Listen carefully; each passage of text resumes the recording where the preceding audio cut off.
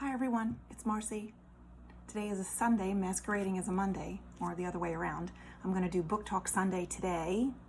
Book Talk Sunday from the 28th of May on Monday, which is the 29th of May. Yesterday was a crazy day. Two of my friends had book launches and I was on their parties and there was a lot of stuff going on. Anyway, so we're doing Book Talk Sunday. We're all about promoting and raising awareness for Permission to Land, which is my new book. Permission to Land, Searching for Love, Home, and Belonging, which is available for pre-order everywhere that books are sold and will go live. That's my cat, sorry. We'll go live on Wednesday, 2 days from now, July 1st. So today what I'd like to do is briefly talk about Alice Walker's Pulitzer Prize winning novel, The Color Purple. I don't actually have my copy of it because my annotated copy of it that I've been teaching out of for a very, very long time is at my school, kind of locked in a filing cabinet where I teach English full time. Anyway, so Alice Walker wrote this novel, The Color Purple, in the mid-80s, 1984 or 85, maybe 82. It was then later turned into a very famous Oscar-winning, Oscar-nominated movie starring Oprah Winfrey and Danny Glover and Whoopi Goldberg and 100 other people that you've seen before and have loved in other movies. But basically what Alice Walker told us in the story about Celie Johnson is a story about personal growth. It's a story about becoming who we were meant to be and overcoming the challenges and traumas and negative circumstances that she found herself in. And it is absolutely quintessentially relatable to every single one of our lives, despite the fact that it took place in the early 20th century, in the 20s and 30s in Georgia, in rural Georgia. It's a story of feminism, a story of humanity, a story of grace, a story of racism and misogyny and patriarchal society subjugating women, especially Black women in the South. When the novel opens, I always prepare my students because the novel opens in the middle of action that is dreadful.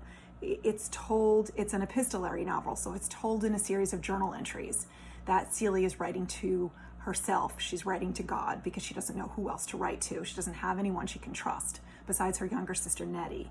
But Celie is brought into this world, the oldest of an undisclosed number of children. Her mother dies when she's young after thinking that she's been whoring herself around, and her mother has this negative opinion of her when it really was her dad who was molesting her. And she had 2 children by her father by the time she was 14 and married off to Mr. Albert Johnson, who she really is desperately afraid of against her will. She was married off to him and she didn't really feel like she had a voice. She didn't feel like she could say no. She didn't have the ability to fight back. She only had the ability to survive, to do whatever she could, to suffer through whatever she could suffer just to survive. It's heartbreaking. It's heart-wrenching when you imagine yourself or a young woman in the situation that Celie is in. A lot of students have a very hard time with this part of the novel, besides the fact that it's written in dialectical, non-educated Southern English. It's a little difficult to read until you get the hang of it. And then it's just poetic and beautiful. And the language changes as Celie matures and learns more and reads more, etc. So what Celie figures out as she's living her life, just trying to survive, is that she creates this little community of women around her. Her stepdaughter-in-law, Sophia, her husband's, oddly enough, her husband's longtime lover becomes her best friend and her lover, Shug Avery, and Squeak, who's her stepson's fiance, hard to explain in a 6-minute video. Anyway, she finds this group of women who are in similar circumstances than her. They live in the same community. They're all connected familially in some way or another. But what she learns is that together we are stronger than we are apart, and that we can learn self-preservation. We can learn growth. We can learn what we're capable of and what we are meant to do, and how not to just survive but thrive in this world. And by the end of the novel, I will not give away the spoilers, by the end of the novel, we have a very different Celie than we had in the beginning. She's no longer subjugated. She's no longer defending herself. She's no longer set up to just receive all of this trauma and all of these challenges and all of this abuse. She's a strong, independent woman who can take care of herself, and does easily, but within her community. So it's both a book about growth, a book of self-redemption, a book about overcoming seemingly impossible odds. And in that regard, it's similar to this book, to my book, where I talk about the trauma that I faced living within my mother's bipolarity and narcissism and her drug addiction. I wasn't physically harmed, but I was left to my own devices.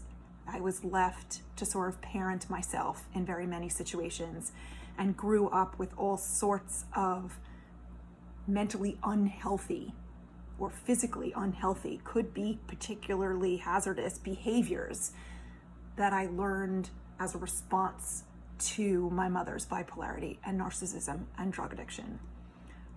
And so what this is a story of hope. It's a story of my life told in an analytical, emotional, very vulnerable way to provide the reader with almost a roadmap of my narrative, to show how I overcame what I overcame and learned what I learned. My narrative is meant to impart the same tools to the reader to help them get out of or survive and thrive in whatever traumatic or challenging situations that they find themselves in. Anyway, both good reads. Alice Walker's The Color Purple. It's been on sale for 30 years. It's amazing. I teach it every single year to my students, and every single year they love it. The movie is fabulous and follows a lot of the story, although there are some things left out. The whole experience, you really need to go to the novel. And of course, there's my book, which is available for pre-sale on Amazon and Barnes & Noble and Kobo and Apple Books and bazillion independent little bookstores. Order it, buy it, pre-order it, ask your bookstore for it if they don't carry it. Really trying to get this message out, this message of hope out to everybody who this could benefit, which would be a lot of people. So anyway, we're at 8 minutes and 15 seconds. I'm going to sign off now because I've taken enough time of your Monday. Love you all, and I hope you'll all join me on Wednesday for the book launch party, which will be on Zoom. Please sign up at marcybrockman.com, marcybrockman.com/books. Will get you to where you need to sign up, and then I'll send you an email with the Zoom links, and maybe you can hopefully join us at 7 o'clock Eastern time on Wednesday night, July 1st for the book launch party. I'm giving away raffles. We'll do a little reading. I have some guest speakers. I've got a great co-host. It'll be great. Bring your snacks, bring your drinks, and hang out with us. Love ya. Bye.